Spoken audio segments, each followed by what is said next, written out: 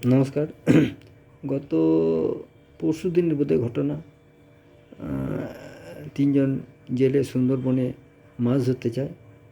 এমন সময় পিছন দিক থেকে বাঘ তাদেরকে আক্রমণ করে এবং একজন অবস্থা খুবই ঘায়েল, খুবই কঠিন।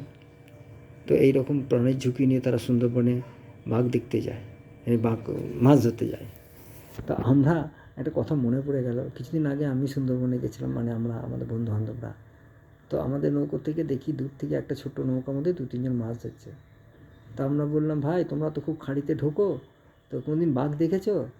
বললো, বাবু আমরা বাড়ি থেকে যখন মাছ ধরতে বেরোই তখন আমরা বলি যে যেন বাঘের দেখা না পায়, আর তোমরা পয়সা খরচা করে কলকাতা থেকে এসছো বাঘ দেখতে, তা তুমি বাঘ দেখতে চাও আর আমরা বাঘ দেখতে চাই না। কীরকম জীবনের ঝুঁকি নিয়ে তারা কাজ করে। তাদের কাছে বাঘ দেখাটা বড় নয়, তাদের কাছে মাছ ধরাটা বড়।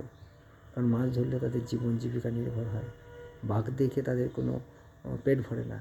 আর আমাদের বাঘ দেখার জন্য, বাঘ দেখলে আমাদের মন ভরে, তাই বাঘ দেখতে পেলে যেন কত শান্তি। দেখুন, কেউ বাঘ দেখতে চায়, কেউ বাঘ দেখতে চায় না।